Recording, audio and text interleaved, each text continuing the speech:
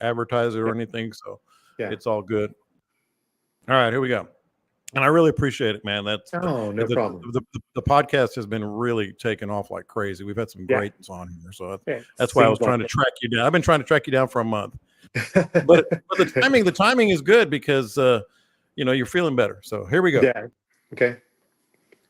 Welcome into the Bite Meat podcast, and we're really excited to bring you another podcast. It has been doing quite well, and we really appreciate you guys subscribing to the podcast wherever you get your podcast, on Podbean, on iTunes, on Spotify, wherever that may be, and of course brought to you every week by Texas Star Grill Shop, 4 locations, of course, in the greater Houston area, but you can go online as well. And right before we came on air, I told our guest this week, man, I've been trying to track you down.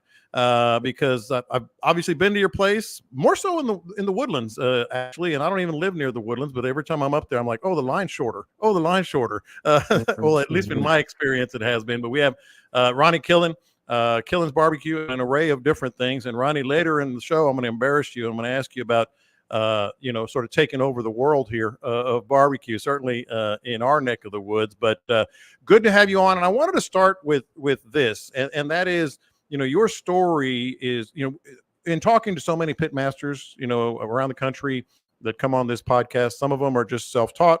Some are classically trained. I call it classically trained, whatever you want to term it. Some are a combination of both. And yours has been just in your blood, it seems like, from the time you could practically walk. And that's speaking my language. It's something that's just a passion. How did that all transpire? And of course, getting to the point where you're saying, I'm going to do this for the rest of my life. I don't know if you can ever say that, you're going to do it for the rest of your life. I did it because I used to, my father used to always, have people over and, cook for him. And that was kind of like, my grandmother was the same way. So it's like cooking for somebody was kind of like their love language, Mm-hmm. for people to enjoy their food. So I started out, I've been in hospitality basically all my life since I was in high school. And then I guess it was 1990, my dad was going to open up a little place called Killing Time. Actually, he did. And he asked me if I'd help him with barbecue. And I was like, sure. So I started doing it. And then one of the guys that came by, he was a regular customer. He goes, have you ever thought about opening your own restaurant? I said, well, not really, but I'm open to it. And so I opened my first restaurant in 1991, and then it was called Killen's Country Barbecue, and then did that for 6 years. And then kind of wanted a little more experience, wanted to learn. I tell people all the time, when I went to culinary school, I already knew how to cook. But I Mm-hmm. went there with 8 colors to paint with, and when I finished, I had 100 colors to paint with. So it's like it just gave me more understanding food and different cooking techniques and everything. But I came back and opened my steakhouses up in 2005, and um, I wanted to do barbecue again because it was just something that I really enjoyed doing. And I started doing little pop-ups and getting back into it, and really enjoyed it. But how kind of like made me get back into even barbecuing Mm-hmm. is one of my servers at the steakhouse. He asked me if I'd help him cook at a cook-off because their main cook wasn't going to be able to make it, and they already had everything going on. It's like, okay, well, I haven't done a cook-off in a long time. So I went out there and did the cook-off and won grand champion and won, stuff. And I was like, man, I really enjoyed doing that. It was just, fun to get back into the competitive side and just kind of see barbecue. So I was like, okay, we're going to get back into it. And 2013, I found the location that I'm in. It used to be part of the school district. And when I was a senior in high school, I used to do student aid work in that building. So Wow. it was coming like full circle. So I was like, okay. And plus, it used to be the cafeteria back in, 1950. It was the first cafeteria that they had in Pearland Independent School District. So I just like, well, okay, it's kind of going full circle with me coming back to it, and also it turning back into a cafeteria for the school, and that's going Mm-hmm. to a restaurant. So that kind of started it all, and here I am today with several concepts and, all kind of around beef and, cooking several different ways. But, it's just something that's in my blood. I love it. And you know, it's treated me well. Yeah, boy, it's treated us well, and that's the main thing. Yeah. You mentioned your training. You went to the Cordon Bleu. Yes. Is it academy or school or whatever it is? Just academy. Well, Yeah. I don't know what you call it. It's just Le Cordon Bleu Cooking School, and Hmm. I one of the reasons that I went there is because when I was little, I used to watch Julia Childs and the Galloping Gourmet. When instead of watching cartoons when I was like 8 years old, I used to watch. That's what I watched. And so when I went there, when I decided to go to culinary school, I looked around and everything, and I was just like, something at my age when I went, because I kind of did in reverse. I owned three restaurants before I went to culinary school. Right. So like I said, I knew how to cook. I just didn't know how to do specific things and everything. So, looking around, I was like, I want it because of my age. I want to go when I put my resume in, I want it to mean something. And I want people to go, wow, this guy's, he just didn't, go to the cooking schools in the Houston, Texas area or United States. We did something that was really neat. So, and it worked. I mean, I graduated first in my class. I had this highest GPA the London school had ever had. I started out at the Le Cordon Bleu in Paris, and then after my first semester, I transferred to the London school because Hmm. the one in Paris was taught in French and the one in London was taught in English. So I had a translator when I was in Paris, but I just felt that I was missing something in the translation. Hmm. So that's why I went to the London school. And Well, you go ahead. mentioned you brought back the palette. The eight colors versus many. How does that translate into barbecue? For for what you're doing, like what are some of the key elements that you like? Okay, this is taking my game even to another level. Well, when I first started barbecue back in the 90s, I mean, barbecue was kind of like a I'm not going to say peasant food, but it was foods that, butchers, meat markets, and all these places had that nobody really knew how to cook a brisket. So that's why the whole meat market, Czechoslovakian, German influence settlers, did that in the meat markets. So for me, it's like, okay, how can we make it better?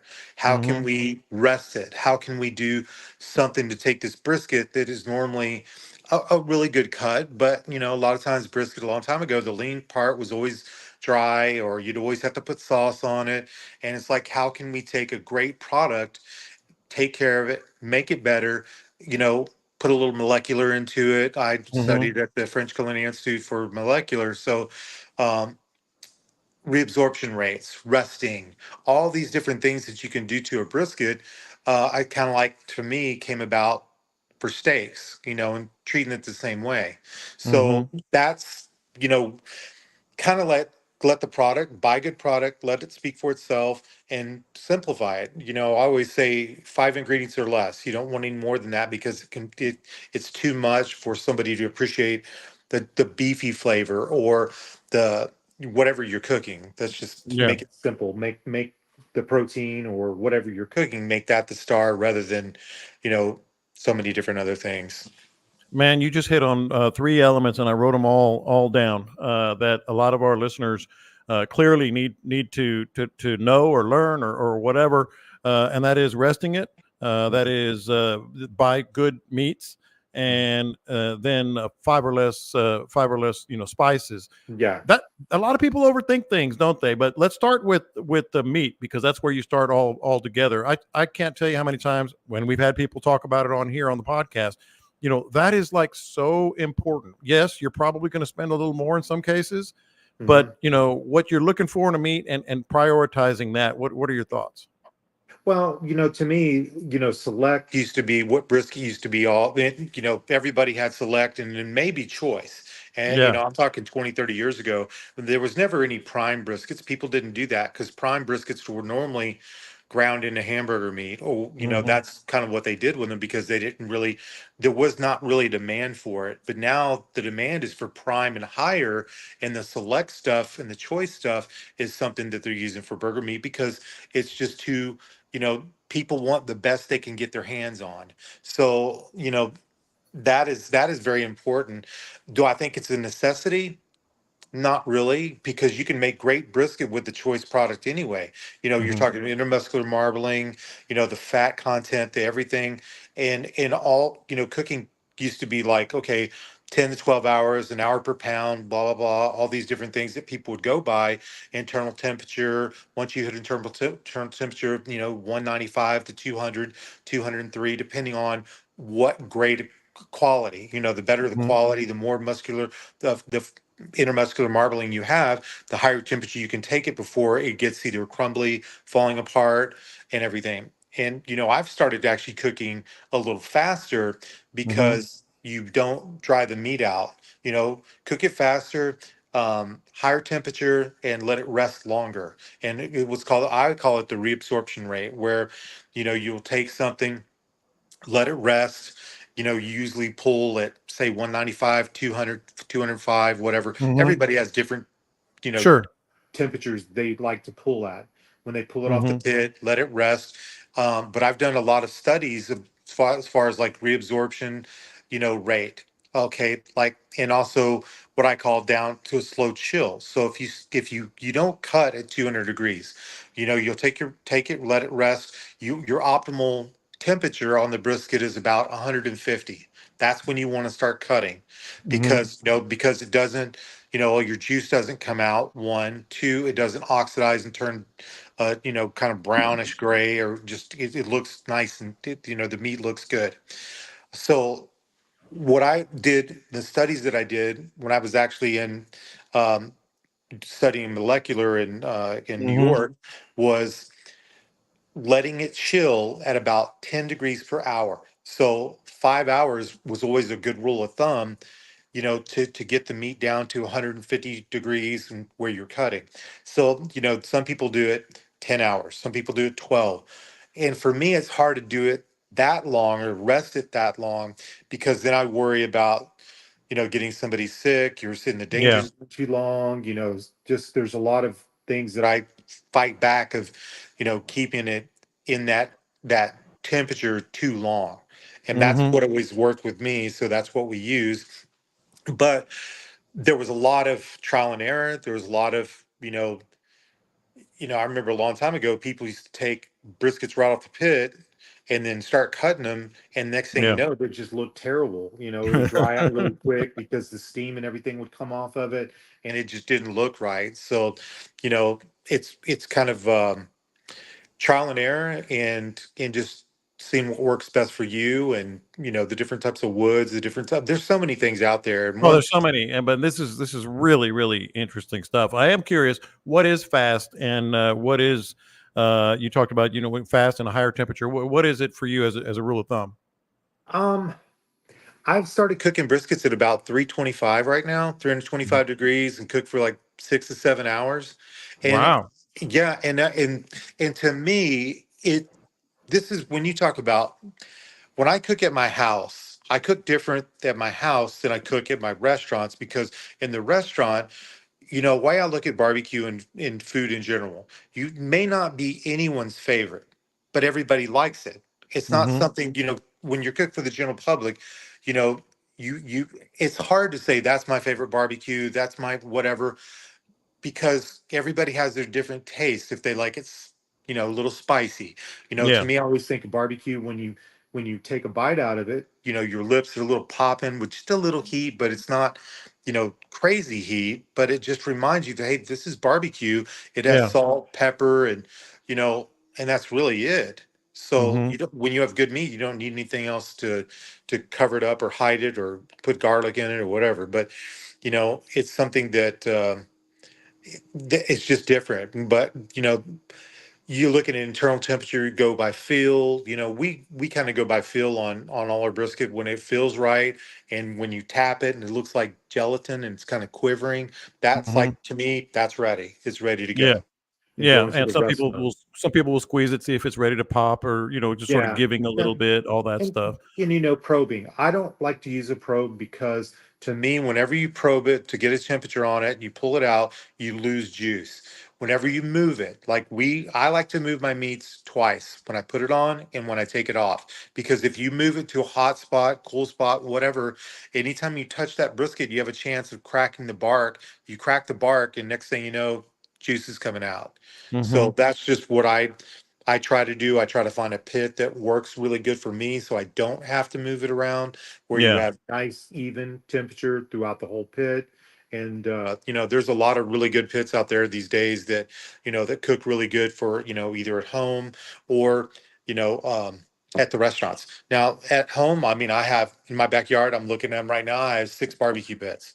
So, because each one of them have a different thing and what I like to cook differently. At the Yeah. barbecue pits, at the barbecue places, we have 6 different pits. So, you have different proteins, different woods, different temperatures, and everything, rather than just 2 big old pits that cook everything on it. And we like to be able to control our meats better, burn different woods, different temperatures, because I think they all need it. Man, I thought I was a sicko with 2 pits and a griddle, and you got 6 you're looking at right now. Yeah, But yeah, well, I guess yeah. that's the difference. Okay, last couple of things on the things you mentioned earlier. You said 5 or less, and I'm guessing that's the spices.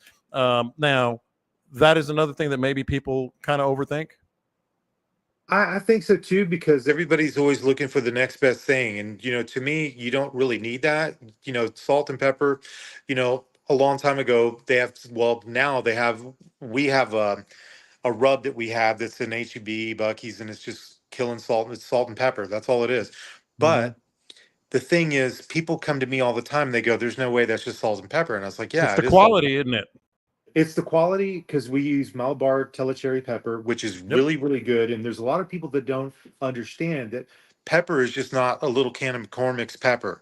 That's not what pepper is. Pepper is just like, you know, grapes. You have 1,000 different varieties, several different types, and the more you grind the pepper, the more, the more heat it puts off. The bigger it Mm-hmm. is, the less heat. So what we do with ours is we have a combination of 3 different meshes to come up with the pepper blend that we use in the salt and Mm-hmm. pepper.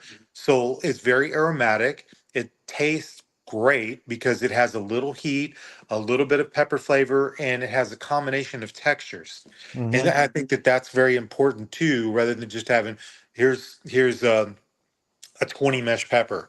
We use a 16, a 20, and a 22. So that you have a combination of, you know, almost cracked. Cracked is like 8 to 10, but when you have something that's a little thicker, it gives you that pepper bite, but then also you have a little touch of heat to it.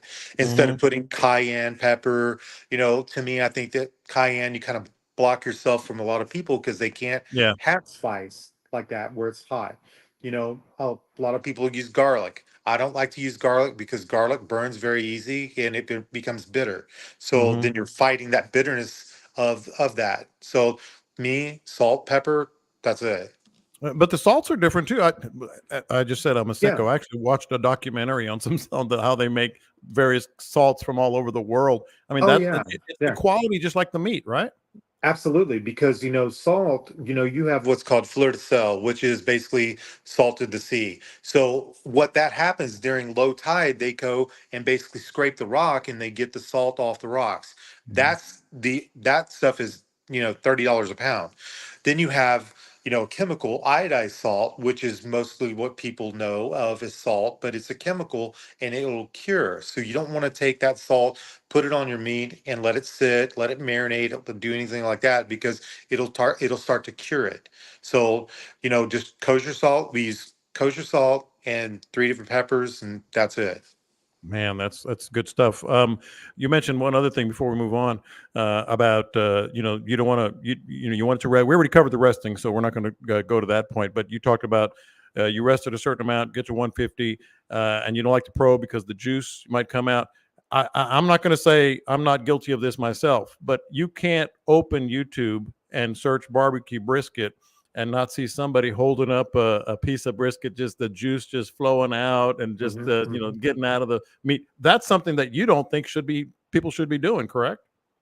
Well, when you cut, the brisket, and people squeeze the brisket. If you squeeze the brisket and you got juices coming out of it, I mean, yeah, that's good, but it's just for show.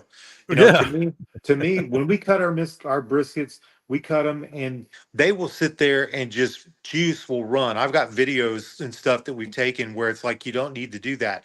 When you let it rest, what I call the reabsorption rate, and the juices come back into the brisket. And I know that sounds funny, but it really works. Yeah. If you just, it really does. It's just that there's a science to it that it just tastes better. And I mean, we did all kind of stuff with like sous videing, Kravac cooking, all that stuff, and you could tell that the slow chills work better and the weights were higher when you would do it correctly rather than do it fast. Yeah. So you want the juice to come out, but just on its own. You don't want to force it. You want to make sure it's rested correctly, all that. Exactly. I tell people all the time, if you think about this, if you cook a steak, right? And you're finished cooking and you're eating the steak, and all of a sudden you Hmm. get finished with your steak and you got a big puddle of juice in your bowl in your plate. If you have a big puddle of juice in your plate, you didn't let it rest long enough Hmm. No, because you that's started cutting and the juices came out and you got a big old puddle at the bottom. I mean, to me, I want the juice in the steak and in the yeah. meat, whatever I'm eating, rather than on the plate. Yeah, no, that makes a ton of sense. Now, it's not. Brisket is clearly, that's the one that everybody wants to know more about, and I'm sure they're learning a lot today from you on the podcast. But the other one that I think a lot of people have talked about, people can make mistakes on, is chicken, Yeah. and that's something that is absolutely a science, really. If you want to get down to the nitty gritty, whole chicken versus spatchcock versus pieces. What are your really kind of go-to staples in terms of making sure that it's all juicy, not just the dark meat or not just the wings or whatever? Um, when we do chicken, and I've cooked chicken many, many times, you know, a lot of times my dad used to make chicken, which I call it desert chicken, because it was so dry. It's like, Dad, you didn't have to kill the bird twice. You killed it when you killed it, and you killed it again because it kills the back of my throat when I eat it because it's so damn dry. So, but that's so I was always trying, and my dad would like, because his generation is like, oh, you got to cook chicken, good. He likes to cook it 3 hours. I like to Hmm. cook it about an hour and 25. And what I look at mine, hour and 25 minutes, hour and 30 minutes, whatever. But it all depends upon the skin. When you look at the skin and it's plump, that's what I like to pull it. Because if you take and you look at the chicken, and the chicken where the skin looks crinkly, where it Hmm. looks like that, basically it's already busted. So to Yeah. me, you're over 180 degrees and it's going to be dry because Hmm. you already started where a chicken comes up and it's plump, and then all of a sudden in 15 more minutes at a temperature, it looks like it's okay. It looks like a balloon that's sagging in a way. Yeah. So that gets overcooked. My Yeah. dad used to go, okay, well, I take the leg and I move the leg around. I don't like to gauge my chicken either, because when you gauge it, again, you poke it and you lose juice. But you know, I like to cook my chicken over direct coal rather than indirect coal. And Okay. so when I do a cook off, or what we do at the restaurants, is we cook it over direct coal, and we cook them usually in about an hour and a half, and and they're ready to go. And as far as woods, Texas is the post oak capital of the world when it comes to barbecue. Is that generally what you go with, or do you think there should be some experimenting there, or maybe some different meats to do different meat woods for different meats? Absolutely. We have four different woods. We have pecan, which is the state tree, I don't know what you call it, seed, or what is pecan, from the tree. So we use a lot of Not pecan. something. Yeah, there you go. So we use post oak, we use hickory, and we use mesquite. Now, Hmm. mesquite is everybody says, well, mesquite burns hotter, blah blah blah. It doesn't. It basically gets into a coal form quicker, so it appears to be hotter. But if you Hmm. take the two temperatures, if you take oak and mesquite and put them together, the oak is actually hotter. It's just one is mesquite is it's a softer wood, so it breaks into coals faster. Now, what I like to do with mesquite is we only cook chicken with mesquite and steak. Hmm. So our briskets and beef, like beef ribs, whatever, we'll use basically 3 to 1 on post oak to pecan, because if you use Hmm. too much pecan, it's too strong, it's too smoky. Yeah. And all of our pork product, we like to use basically uh, 3 oak to 1 hickory. So Okay. that hickory just gives it a really good taste. But if you use all hickory, it's too strong. Post oak is a very neutral flavor smoke. It's not going to be harsh. It's not going to be offensive. You're not going to be a couple hours after you eat burping this really hard, strong, smoky flavor, which, Yeah. people do because, you know, they don't know how to cook with it, or Hmm. they don't know how old their wood is. It Yeah. has to be dried. It has to be seasoned. You have to burn clean. You have to, there's so many things that go into that. I look and I was Texas Monthly. I was sat on their panel when they were talking about, being a chef and being a pit master and what's harder. Well, you know, you have so many variables every day when you barbecue. When you're a chef and you're in a kitchen, you can go in your 3 by 5 space and your temperature's the same. You've got a range where you can adjust the heat. You can do in barbecue, you're cooking outside. You have the weather, the Yeah. humidity. You have so many variables where it's really hard to do that one thing as far as barbecue every day, because you don't have the same, you have different pieces of meat, different sizes of meat, different, cattle, the wood could be, if it's rainy outside, it could be very humid, it could smoke. It's a lot harder, but it's not as technical as being a chef, because, I'd like to see some pit masters make a souffle. Yeah. Sure. It's just You different, don't want to see me do that. yeah. trust but trust me on that.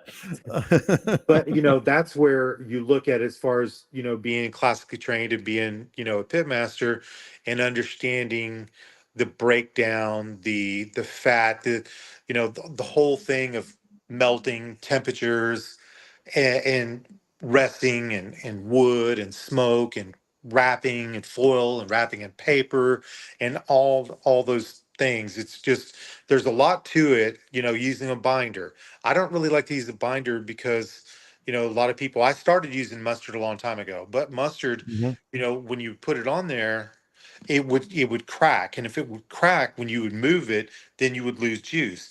If you Yeah. put salt and pepper on it, and you get the briskets out of the cryovac bag, and then, basically you have to, get a rag and, soak up some of the moisture that's off of them. But when you season them with salt and pepper, the salt will pull a little bit of the moisture out anyways. There's your binder. So Yeah. we use that. That's terrific. And by the way, I'm really glad you mentioned that about mesquite, because I grew up in South Texas. So you kind of start cooking with the wood that's around you. And we used to do Absolutely. mesquite. And Yeah. so to this day, I do, I don't know if it's 3 to 1, but I do mix in mesquite with my post oak when I'm cooking. So you kind of gave me a little validation there, but it, Yeah. it, it can be good. Mesquite can Oh, absolutely absolutely. be good. It Hmm. can be good, and it also can be the worst thing, and it can ruin a barbecue pit too if it's green. Because if you have green mesquite, you're going to mess Yeah. up your pit. You're going to mess up your food, and just because it's so strong that it'll take over everything. Last thing here, because I told you I was going to embarrass you a little bit, and I want to, because, like you say, killings really around the country, but especially in our neck of the woods down here, you think Ronnie Killen, you think he's a Hello. superstar. Can you hear me? You got me? Hold on. Okay, you just came You back.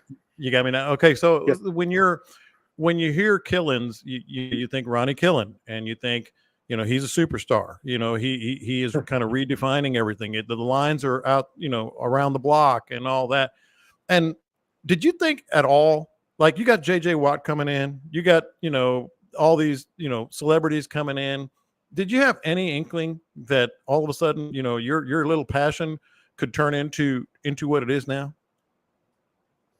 Honestly, no. I didn't really think that, food would make me somebody. That I was in New York not too long ago, about a month ago, and somebody's like, "Are you Ronnie Killen?" in New York. And I'm like going, yeah. They go, we've seen you on Travel Channel, we've seen you on this or that or this show, Man Fired Food. And it's like for me, it's like I'm just a regular guy. And go, people want to take pictures with me. I'm like going, you want to take a picture with me? I go, well, Yeah. I'm sorry. Or Is there's that all you something in got? the Is that all you got? it's Just me? something something in the news. Somebody will contact me and they want to talk about something in news. I'm like going, must be a slow day in news if you want to talk to me. But But not it's on just not on this podcast. By God, people are love this thing. We've had some great pit masters on.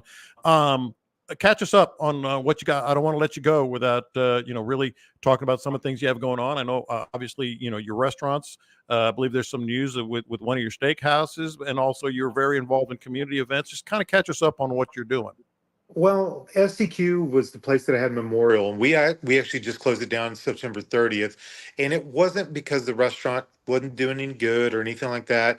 It's just it's one of the few places that I lease. I only lease one other place, and it's like I'm ready to either purchase or, I don't like to lease. I'd rather own. Mm-hmm. My landlord there was great, but it was just time to move on to another location. So we're kind of looking to see what's going to happen. I mean, right now, restaurants are getting hit hard because the cost of doing business is just so expensive now, Mm-hmm. with everything. I've got some things that are up my sleeve that I'm trying to do.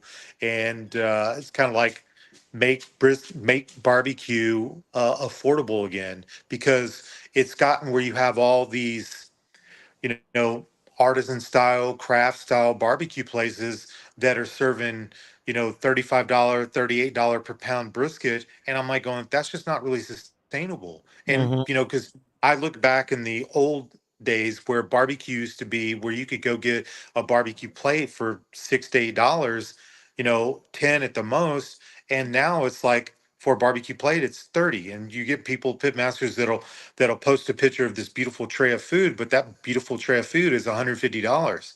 And it's like that puts it where it costs the normal person that's eating out, it gets them out of that. They can't go there because it's just too much. So I'm Mm-hmm. trying to make it. I've been searching around. It's like, okay, how can I take brisket and make it where it's great again, and where it's affordable again.